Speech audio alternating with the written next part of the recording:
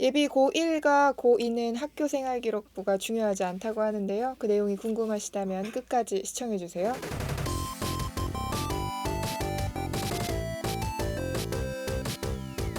여러분 안녕하세요. 진학사 입시전략연구소 심지연입니다. 안녕하십니까. 진학사 입시전략연구소 우현철입니다. 사실 이제 고1과 고2부터는 변경사항들이 조금 더 나타나게 되는데요. 그렇죠. 그중에 대표적인 게 학교생활 기록부 기재사항들입니다.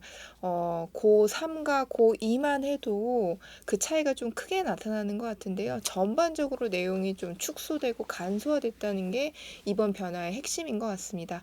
다만 어떤 부분이 어떻게 바뀌고 결국엔 이걸 통해서 우리가 무엇에 집중을 해야 하는지는 좀 짚고 넘어가야 될 것 같은데요.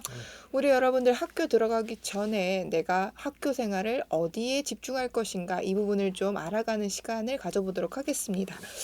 먼저 고1과 고2 어떠한 생기부에 어떠한 부분이 바뀌었는지 살펴보려고 하는데요. 우선 통폐합되는 항목들이 있습니다. 지금 아마 통폐합 좀 용어가 어렵나요? 다 아시죠? 이렇네요. 그러니까 합쳐지는 거예요. 쉽게 얘기하면 합쳐지는 게 있는데 첫 번째는 기존에서는 여러분하고는 좀 상관없겠지만 기존에서는 1번 항목과 2번 항목이라고 얘기하는 인적 사항하고 학적 사항이 통합이 될 거예요. 네, 사실 뭐 크게 대입에는 영향을 미치는 항목은 아니었던 것 같은데요. 그렇죠. 사실 이것보다 진로 희망 사항이 삭제가 된다고 그렇죠. 들었습니다. 그러니까 진로 희망 사항이 삭제가 되고 더 중요한 건 그런 그 진로 학종 되게 중요하잖아요. 진로가. 그럼 그건 어디로 가나요?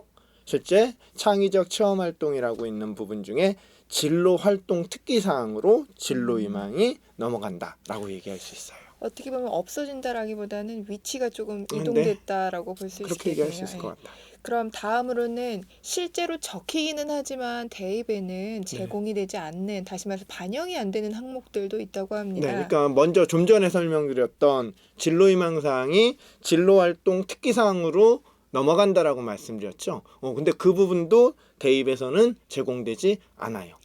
그러면은 사실 뭐 생활기록부에 내가 어떠한 직군을 희망한다라고 기재를 하는 게 있기는 하지만 대입에서는 반영이 안 된다라는 그렇죠. 거겠네요. 네. 그것도 있고 또 하나는 여러분들 뭐 지금도 대부분 해당 사항 없음이라고 써있던 부분이 하나가 있어요. 뭐죠? 자격증 및 인증 취득 사항이라는 부분이 있거든요. 그 항목 자격증 및 인증 취득 사항도 대입 자료로는 미제공이 된다라는 것도 알고 있어야 될 것 같아요. 사실 뭐 국어 쪽이나 이제 경제 쪽 같은 경우에는 준비할 수 있는 자격증이 몇 개 정도는 있었던 걸로 기억을 그렇죠. 하고 그러니까 있는데요. 예를 들어서 뭐 KBS 한국어 능력 시험이라든가 테셋 이런 것들은 사실은 올라갔었죠. 올라가긴 했었지만 그래도 대부분의 학생들이 해당 사항 없음이라고 써 있긴 했어요. 근데 그 부분이 아예 대입 자료로 제공되지 않는다라는 점, 그 점은 좀 잘 알고 있어야 될 것 같아요. 다시 말해서 해도 활용이 될 수가 없다라는 점이라고 얘기를 해주시면 좋을 것 같고요. 그 다음에 기재가 제한되는 항목들도 있습니다. 네, 기재가 좀 제한되는 항목 중 하나가 우리 친구들 같은 경우가 좀 많이 신경 썼던 부분 중 하나라고 얘기할 수 있겠죠. 자율 동아리, 그죠? 학교에서 하는 창체 동아리 말고 자율 동아리가 연간 1개만, 그리고 자수도 30자로만, 30자 미만으로만 기재가 되도록 지금 변경이 됐어요. 제가 이걸 실제로 이제 적힌 1학년들 생기부를 보니까 30자가 정말 이름이랑 시간이랑 활동도 소개하기가 정말 어려울 정도로 짧긴 하더라고요. 그렇죠. 그러니까 쉽게 얘기하면 이런 거죠. 기존 같은 경우는 뭐뭐 했다. 어떤 자율 동아리를 했는데 거기서 어떤 활동을 했고 아주 짧게나마 그걸 통해서 내가 왜 그걸 실시를 했고 거기서 느낀 점은 어떤 거고 배운 점은 어떤 거 약까지는 쓸 수가 있었는데 지금은 30자라고 하면 여러분 아실 거예요. 30자면은 정말로 동아리명 쓰고 그 밑에 그 동아리에서 뭐뭐 했음 이 정도로 적을 수밖에 없어요. 사실 고3만 해도 자율동아리 거의 기본 하나에 한두 개 정도는 더한 친구들도 있을 것 같은데요. 창체 동아리 하나에 자율 동아리 한두 개씩은 했는데 실제적으로는 연간 하나예요. 여러분들 이것도 좀 잘 알고 계셔야 될 것 같아요. 연간 하나라는 거. 이 부분도 좀 잘 알고 있어야 될 것 같고요. 그 다음에 청소년 단체 활동은 뭐만요? 단체 명만 기록하게 돼 있죠. 이게 어떤 의미예요? 뭐가 중요해요? 여러분들 이게 좋은 건가요? 나쁜 건가요? 별로 상관없을 것 같은데요. 얘기를 했겠지만 사실은 학생부 종합전형에서의 서류는 그 서류를 좀 전에도 제가 설명드렸지만 제가요 어떤 활동을 했고요. 뭐뭐 해봤고요. 했고요는 사실 의미가 없어요. 왜 했고 그러니까 동기가 뭐고 그 동기 중에서 어떤 과정을 통해서 내가 그걸 이루었고 그래서 내가 느낀 게 뭐야 이게 사실은 적혀 있어야 되는 부분인데 청소년 단체 활동만 딱 기록이 돼 있는다라고 한다면 어떨까요? 얘는 어떻게 활용돼야 되죠? 뭐 면접이나 여기다 살을 붙여야 되는 거죠. 면접이나 이런 부분에서. 자기소개서에 좀 살을 그렇죠. 붙여야겠네요. 그러니까 학생부 자체에서는 사실은 어떻게 살을 붙일 수 없는 상황이 됐기 때문에 여러분들한테는 어떤 의미로 좀 안 좋아진 점이라고 얘기할 수 있을 수 있어요. 사실 이 비슷한 게 봉사활동도 좀 그렇게 된 것 같아요. 네네. 예전에는 특기사항이라고 해서 봉사활동을 좀 무엇을 배우고 느꼈는지도 좀 기술을 네. 해주셨는데 이제는 실적만 봉사활동 실적만 딱 기록하게 돼 있고요. 기간이랑 시간만 이제 그렇죠. 적힌다는 거죠. 자, 더 큰 거. 어떤 의미로는 기재 제한 항목에서 가장 큰 게 뭐냐면 교내 수상을 학기당 한 건만. 그래서 총 3년간에 6건만. 최대 6건인 거죠. 그러니까 학기당 하나씩 적어서 최대 6건만 대입에 반영을 한다라는 거. 이 점은 여러분들 정말 정말 잘 알고 계셔야 될 거예요. 그렇죠. 사실 제가 봤던 충격적인 자기소개서, 생활기록부 중에 하나가 그 수상으로만 2페이지 나온 거 제가 예. 봤거든요. 그러니까 실제로 지금 학생들도 그런 경우가 되게 많아요. 그러니까 뭐 일부에서 이런 얘기들 하잖아요. 뭐 몰아주기. 수상 개수만 몰아주기 얘기하면서 뭐 수상만 뭐 40개가 넘고 뭐 이런 뭐 거기에 뭐 교과후 수상 이런 것도 있긴 하겠지만 40개가 넘고 뭐 이런 얘기들이 있는데 실제로 어떻다는 거죠? 교내 수상 학기당 하나. 네. 최대 6개까지만 활용할 수 있다라는 거. 이게 어떤 의미를 갖냐면 여러분들 지금 우리 1학년이나 이제 2학년 학생들 어떤 의미를 갖는 거냐면 정말로 정말로 나중에 뭐 자소서를 쓴다거나 면접을 한다거나 아니면 여기에 뭐 기록할 때도 지금보다 더욱더 고민을 많이 해야 된다라는 거죠. 내가 정말로 정말로 가장 어떤 동기를 가지고 과정 또 얘기해요. 과정을 갖고 어떤 내가 느낌을 받았는지 느낀 점이 뭐고 배운 점이 뭔지를 딱 드러낼 수 있는 거. 나를 딱 드러낼 수 있는 거 학기당 하나씩만 쓸 수 있다라는 거. 이거 좀 잘 알고 계셔야 될 거예요. 그다음에 이제 기재를 금지한 사항들도 있습니다. 최근 굉장히 좀 많이 논란된 소논문이었는데요. 뭐 지금도 뭐 소논문은 금지는 하고 있지요. 금지는 하고 있는데 이게 어떤 의미였냐면은 소논문을 금지한다라고 얘기했더니 학교나 학교에서나 학생들이 지금 어떤 편법이라고 좀 얘기를 할게요. 편법을 어떻게 쓰고 있냐면 보고서. 그렇죠. 소논문이라고 안 쓰고 보고서라고 바꾸면서 세특에 넣는 거죠. 네. 사실은 뭐 수행 평가를 하면서 뭐 보고서를 작성해 봤다. 뭐 이런 식으로 가는데 사실은 이제 소논문이었던 거지. 근데 이제 그걸 보고서의 형식으로 이제 말을 바꿔서 거죠. 네. 쓰는 경우가 기록을 하는 경우가 되게 많아요. 그래서 그거에 대한 뭐 이게 뭐 적법하냐 위법이냐 이런 얘기들도 좀 많다 보니까 아예 소논문 그래 그럼 이제 아예 금지하자. 기재 금지하자 이런 얘기가 나왔다고 볼 수 있을 것 같아요. 그다음에 이제 선생님들 간의 차이 혹은 이제 부담을 네. 줄이기 위해서도 네. 기재할 수 있는 그 분량, 자수를 좀 전반적으로 축소를 했습니다. 네, 이게 간소화라고 얘기는 하기는 하는데 모르겠어요. 저는 한편으로 보면은 우리 선생님들이 이게 기재 분량을 축소했다고 해서 글쎄요. 좀 편해지셨을까요? 아니요. 저는 오히려 더 꼼꼼하게 적어주셔야 되고 하기 때문에 더욱더 고민은 좀 많이 하셔야 될 것 같아요. 그래서 지금 보자면 어떠냐면 일단은 창체 특기사항에서 창의적 체험활동 특기사항에서 보면 자율활동 같은 경우는 1000자였는데 반으로 줄었어요. 500자까지 적을 수 있고요. 동아리 같은 경우는 그대로 지금 현행 유지를 해서 그대로 500자이고요.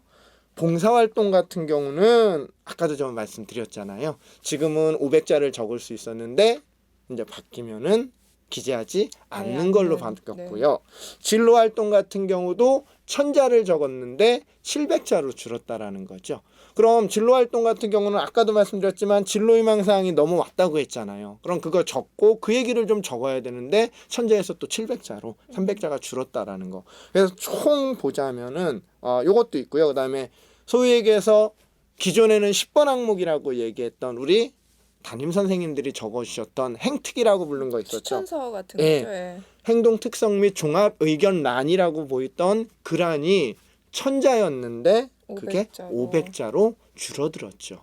그래서 보자면은 창체와 행특을 합치면은 기존에 대략 한 4000자를 적을 수 있었어요. 근데 지금은 2200자. 거의 상당히 절반 많이 가까이 줄었죠. 그러니까 줄었네요. 절반으로 줄었다. 이렇게 되면 우리 선생님들 어떤 의미로는 지금보다 더욱더 고민 많이 하셔야 될 거예요. 잘 적으셔야 되니까요. 네, 확실히 양보단 질이 중요해진다라는 느낌이 슬슬 그럼요, 오고 그럼요. 있긴 하는데요. 사실 지금까지는 대부분 줄어들거나 없어지거나 기재가 안 되는 것들에 대해서 말씀을 네. 드렸다면 반대로 네. 기재를 꼭 해야만 하는 항목이 되기도 하는 것들이 있습니다. 바로 예, 세특인데요. 그렇죠. 네. 세특이죠. 실제로 여러분들 좀 이따 제가 다시 한번 말씀을 드리겠지만 이 얘기는 다시 한번 말씀을 드리겠지만 지금 학생부 종합전형에서의 서류가 점점 간소화, 축소 이런 얘기들이 좀 많이 나오면서 반대급부로 해서 되게 의미가 좀 커지는 항목이 있죠. 지금 말씀드린 것처럼 교과 세특이라고 얘기는 세부 능력 및 특기 사항인데 이 부분을 단계적으로 지금 필수화를 하겠다라는 거예요. 단계적으로 필수화를 하고 더 중요한 건 이제 이걸 필수화하다 보면 어떠냐면 또 선생님들의 부담이 가중된다라는 거죠. 그런 것 때문에 교육부에서는 어떻게 하겠다고요? 기재 표준안을 현장 학교에 보급하겠다. 뭐 이런 얘기들도 지금 나오고는 있어요. 근데 어찌됐든 간에 선생님들은 교과 세특이 만약에 필수로 자리 잡는다라고 한다면 관찰자적인 입장에서 우리 친구들 보시면서 꼼꼼히 아마 적어주셔야 되기 때문에 부담은 더 늘어날 수도 있겠죠. 그럼 여태까지는 저희는 이제 생활기록부의 변화 사항들을 좀 네. 말씀을 드렸는데요. 전반적으로 축소가 되었다라는 게 간소화되었다라는 게 핵심이라고 말씀을 드릴 수 있을 것 같습니다. 네. 그럼 이렇게 많은 항목들 중에서도 네. 좀 줄어든 부분들이 많이 있기는 한데 그럼 어떠한 부분에 초점을 맞춰야 될까? 사실 주력 사항들이 바뀌었어요. 예전에는 수상에 되게 몰두한 부분들도 많았고 사실 전반적으로 다 학생들이 참여를 적극적으로 하긴 했었는데 이렇게 줄어드는 상황에서는 과연 이렇게 하는 건 의미가 없다라는 생각이 좀 들기도 해요. 실제로 그래서 이런 질문들 학생들이 되게 많이 했고요. 물론 학생들도 했고 우리 교육부에서 어떤 안이 발표가 된다라고 한다면 발표되고 나서 그걸 이제 브리핑을 하게 되면 듣는 기자들이나도 질문을 했어요. 얼마 전에 발표됐던 대입제도 공정성 강화 방안이라는 게 발표가 됐을 때 이렇게 뭐 전체적으로 학생부 기재 요령을 얘기해 주면서 축소된다는 얘기를 했더니 한 분이 그런 질문을 했겠죠. 했으니까 나왔겠죠.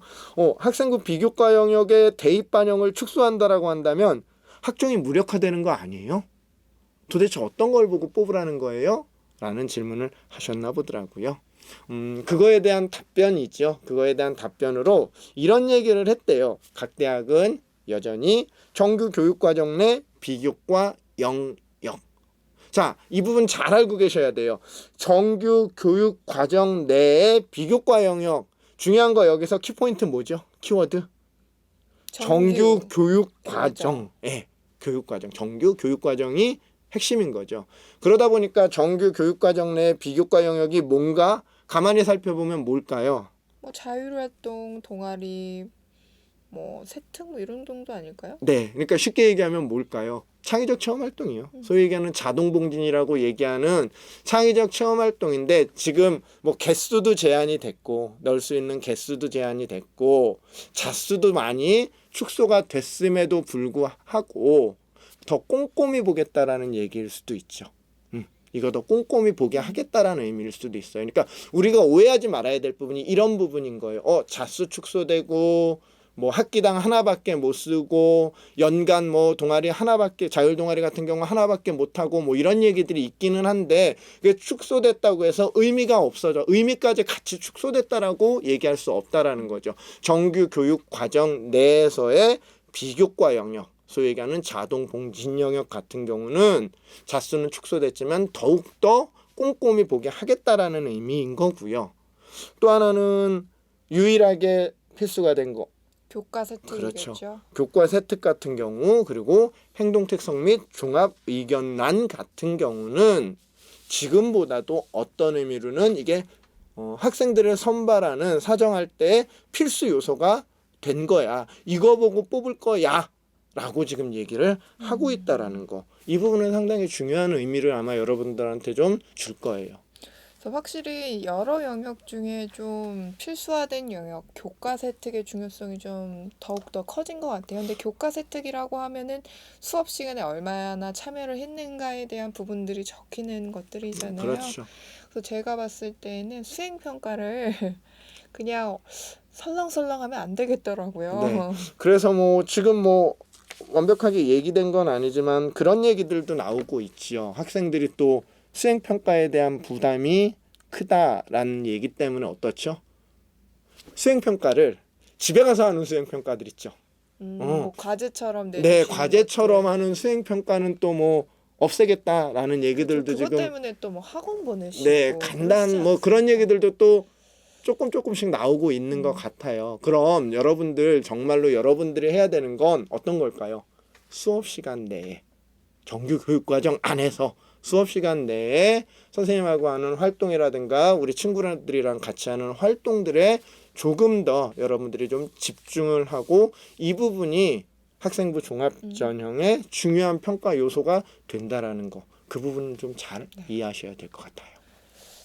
이것으로 저희가 이번에 고1과 고2의 학교생활기록부 변화사항에 대해서 조금 이야기를 나눠봤는데요.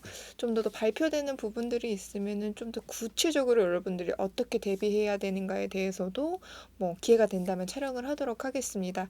그럼 다음 주에도 더욱 알찬 정보로 찾아오도록 하겠습니다. 여러분 다음 주에 만나요. 안녕.